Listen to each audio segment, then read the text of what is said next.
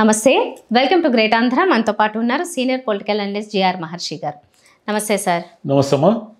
Sir, Jagan గారు తిరుమలకి వెళ్ళే విషయం మీద అక్కడ టీడీపీ కావచ్చు, బీజేపీ కావచ్చు, డిక్లరేషన్ మీద ఖచ్చితంగా గొడవ చేస్తుంది. పెడితేనే పంపిస్తారు, ఎలో చేస్తారు, ఇవి వాదనలు వినిపిస్తున్నాయి కదా.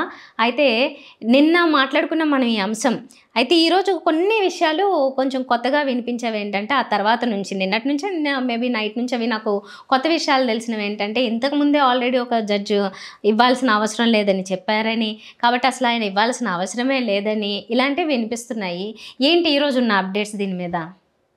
అంటే ఇప్పుడు మనకి ఏమని వినిపిస్తూ ఉందంటే, డిక్లరేషన్ని వీళ్ళు తీసుకొస్తారు, ఆయన సంతకం పెడతారా పెట్టరా, పెడితే ఏంటి పెట్టకపోతే ఏంటి అనేది ఇప్పుడు వినిపిస్తున్నది కదా. యాక్చువల్గా ఏమిటంటే, ఆయన కొండకు నడుచుకుంటూ వెళ్ళాల్సిన ప్రోగ్రాం ఉండింది. అది ఏదో కొంచెం కాళ్ళకి ఇబ్బంది అని ఆయన నేరుగా కొండకి వెళతారు. ఒకటి, డిక్లరేషన్ మీద ఆయన సంతకం ఆయన ఎట్టి పరిస్థితుల్లో పెట్టరు. ఆయన శైలి, వ్యవహార శైలి తెలిసిన వాళ్ళు ఎవరైనా సరే ఆయన డిక్లరేషన్ మీద సంతకం పెట్టరు. ఎందుకు పెట్టరు అంటారా? బ్రహ్మోత్సవాలకి దేవుడికి 5 సార్లు వస్త్రాలు నెత్తి మీద పెట్టుకొని తీసుకుపోయిన వ్యక్తి వాళ్ళ నాన్న 5 సార్లు తీసుకెళ్లారు. ఆ కుటుంబం 10 సార్లు బ్రహ్మోత్సవాలకి దేవుడికి వస్త్రాలు తీసుకెళ్ళింది. బ్రహ్మోత్సవాలకు మించిన పవిత్రమైన ఉత్సవం ఏముండాలి తిరుమలలో? ఏమీ లేదు కదా. అంటే హిందూ మతం మీద నమ్మకం లేకుండానే వాళ్ళు దేవుడికి అన్నిసార్లు దర్శనం చేసుకున్నారా, అన్నిసార్లు వస్త్రాలు తీసుకెళ్లారా? అది ఎవరైనా హాస్యాస్పదమైన ప్రశ్న. అది డిక్లరేషన్ అంటే ఏమిటంటే, అన్య మతస్థులకి అయ్యా మాకు హిందూ మతం మీద నమ్మకము, గౌరవము, భక్తి విశ్వాసాలు ఉన్నాయి తిరుమలేశుడి మీద అని వాళ్ళు సంతకం పెట్టడం అనేది. అది నిజానికి అదేం ఆగమశాస్త్రాల్లో లేదు, అర్చకులు నిర్ణయించింది కాదు, వేద పండితులు నిర్ణయించింది కాదు, పూర్వం నుంచి బ్రిటిష్ వాళ్ళు చెప్పింది కాదు, మిరాసీదారులు చెప్పింది కాదు, ఎవరు చెప్పింది కాదు. అది ఆలయ నిర్వహణ చేసిన టీటీడీలో కూడా ఆ రూల్ ఏమి లేదు, మధ్యలో రూల్ వచ్చింది. అది ఆ రూల్కి ఏమిటి అంటే, అక్కడ అంటే మామూలుగానే భక్తులు, లక్షలాది మంది భక్తులు వెళ్ళే చోట ఎవరు హిందువు ఎవరు అన్య మతస్థులు ఎలా గుర్తిస్తారు? ప్రాక్టికల్ ఇంపాసిబుల్ కదా. అయితే ఏమిటంటే, కొంతమంది ఎవరైనా బయట నుంచి విదేశీయులు కానీ వీళ్ళు ఎవరైనా వస్తే అక్కడ వైకుంఠం కాంప్లెక్స్, అది 17వ కాంప్లెక్స్ ఏదో అంటారు, దాంట్లో ఒక ఏఈఓ స్థాయి అధికారి ఒక పుస్తకం పెట్టుకొని ఉంటాడు. ఆ పుస్తకంలో ఈ డిక్లరేషన్ ఉంటుంది. ఆ డిక్లరేషన్ మీద ఎవరైనా మరీ విదేశీయులుగా గుర్తించబడిన వాళ్ళు ఎవరైనా వస్తే సంతకం పెట్టించుకుంటారు. అదొక ఫార్మాలిటీ, దానికి ఏ వ్యాలిడిటీ లేదు. వెంకటేశ్వర స్వామి వారి బీబీ నాంచారిని పెళ్లి చేసుకున్నట్టుగా ఒక కథనం ఉంది కదా. మరి ఆయనకు పోయి మతాలు ఇవన్నీ మీ ఎందుకు ఆపాదిస్తున్నారో అర్థం కాదు. ఇప్పుడు ఏమిటంటే, దీన్ని రాజకీయం చేయాలి అని అనుకొని ఆయనతో డిక్లరేషన్ అంటున్నారు. డిక్లరేషన్ మీరు చెప్పినట్టు హైకోర్టు తీర్పు కూడా డిక్లరేషన్ ఏమి అవసరం లేదు జగన్ గారికి అని ఒక తీర్పు కూడా ఉన్నట్టు చదివాము ఈ రోజుల్లో. డిక్లరేషన్ మీద సంతకం పెట్టకపోతే, నేను పెట్టనయ్యా, నాకు హిందూ మతం మీద నమ్మకం ఉంది, నేను 5 సంవత్సరాలు నేను దేవుడికి వస్త్రాలు తీసుకెళ్ళాను, నేను ముఖ్యమంత్రిగా పనిచేశాను, మా నాన్న ముఖ్యమంత్రిగా పనిచేశాడు, కాబట్టి నన్ను మీరు సంతకం అడగడం, ఎవరు వస్తారు సంతకం అడగడానికి? టీటీడీ ఈవో ఏం రాడు. టీటీడీలో ఒక చిన్న స్థాయి అధికారి ఆ పని చెయ్యాలి. అతనికి పోయి ఈయన ఎక్స్ప్లెయిన్ చేస్తారు, అవన్నీ చేయరు. కాబట్టి ప్రాక్టికల్గా ఏమంటే సంతకం పెట్టరు. సంతకం పెట్టకపోతే వీళ్ళు మిమ్మల్ని మేము దర్శనానికి అనుమతించము అని చెప్తారా? చెప్పేంత సాహసం చేయగలరా ఎవరైనా? చేశారు అనుకుందాం. ఆయన ఏముంది, నేరుగా వెళ్ళి అగలాండం దగ్గర దేవుడికి నమస్కారం పెట్టుకొని వెళ్ళిపోతారు అనుకుందాం. కానీ ఎవరికి చెడ్డ పేరు? జగన్ని తిరుమల దర్శనానికి అనుమతించలేదు అంటే చంద్రబాబు నాయుడు అనవసరంగా తన గొయ్యి తాను తవ్వుకున్నట్టు, అనవసరంగా తన మీద తానే బురదేసుకున్నట్టు. మరి ఇది ఎందుకు మొదలెట్టినట్లు? ఊరికి రాజకీయం చేయడానికి. ఇప్పుడు లడ్డు ఏడపోయింది. ఇప్పుడు జగన్ డిక్లరేషన్ వచ్చింది లైమ్ లైట్లోకి. ఇక బీజేపీ వాళ్ళు వ్యతిరేకిస్తాము అని అంటున్నారు కదా. మోదీ గారితో పాటు జగన్ దర్శనానికి వెళ్ళినప్పుడు అప్పుడెప్పుడు వ్యతిరేకించారు? అయ్యా మోదీ గారు, మీరు ఆయన అన్య మతస్థుడు, మీరు ఎలా తీసుకెళ్తారని అన్నారా? అనే సాహసం ఎప్పుడైనా చేశారా? సోనియా గాంధీ గారు కూడా వచ్చారు. ఆమెకు ఎవరు డిక్లరేషన్ అంటే, ఆమె ఇందిరాగాంధీ కోడలు ఎవరు అనుకుంటున్నావు అని చెప్పారు. సోనియా గాంధీ గారిని అడిగారా? అది ఊరికే ఫార్మాలిటీ. అది ఆ ఫార్మాలిటీని తీసుకొని రచ్చ చేసి జగన్కి హిందూ మతం మీద గౌరవం లేదు, అందుకే డిక్లరేషన్ మీద సంతకం పెట్టలేదు అని వీళ్ళు రాజకీయం చేయబోతారు. దానివల్ల ఏమిటి ప్రయోజనము? దాన్ని ఎవరైనా జనం నమ్ముతారా? దానివల్ల ఆయనకి హిందూ మతం మీద నమ్మకం లేదని మీరు చేసే ప్రచారాన్ని ఎవరైనా నమ్మి ఓహో జగన్ హిందూ మత వ్యతిరేకి, జగన్ హిందూ మతాన్ని ద్వేషిస్తున్నాడు అని ఎవరైనా నమ్ముతారా? అలా నమ్మించే ప్రయత్నం చేయడం వల్ల మీరు అనవసరమైన రాజకీయాలు చేసి లేని తలనొప్పిని మీరే తెచ్చుకుంటున్నారు. ఇప్పుడు అక్కడ చిత్తూరు జిల్లాలో అందరు నాయకుల్ని దాదాపు హౌస్ అరెస్ట్ లాంటివి చేశారు. 30 చట్టం ఏదో ప్రయోగించారంటే ఎక్కడ ర్యాలీలు, నిరసనలు, రాజకీయాలు ఏమీ చేయరు. కొండ మీద ఎలాగూ రాజకీయాలు చేయరు. కొండ మీద ఆయన వచ్చినప్పుడు ఆయనకు వ్యతిరేకంగా నినాదాలు కానీ బీజేపీ వాళ్ళు ఎవరైనా చేయగలరా? మామూలుగా రూల్స్కు విరుద్ధం కదా రాజకీయాలు చేయకూడదు అనేది. మరి చేయగలరా? లేదా ఆయన్ని అడ్డుకోగలరా? దర్శనం చేసుకోకుండా అడ్డుకున్నారు అనుకుందాము. వీళ్ళకేం పొలిటికల్ మైలేజ్ రాదు, వీళ్ళకి ఇంకా నష్టమే జరుగుతుంది. రాజకీయ లాభమా నష్టమా అని ఆలోచిస్తే తెలుగుదేశం కూటమికి దీన్ని పొలిటిసైజ్ చేయడం వల్ల తిరుమలని వాళ్ళకి నష్టమే జరగబోతూ ఉంది. అది వాళ్ళు గుర్తించకుండా పోయినసారి చంద్రబాబు గారిని వేధించారని అరిచిన వాళ్ళే ఈరోజు జగన్ గారిని వేధిస్తున్నారు.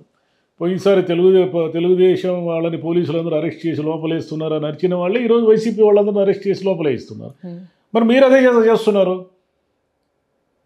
మీకు అసలు రూట్ మ్యాప్లో లేనటువంటి పొంగనూరుకి చంద్రబాబు గారు పోతారన్నప్పుడు పోలీసులు అడ్డుకుంటూనే అంత పెద్ద గొడవ చేశారు.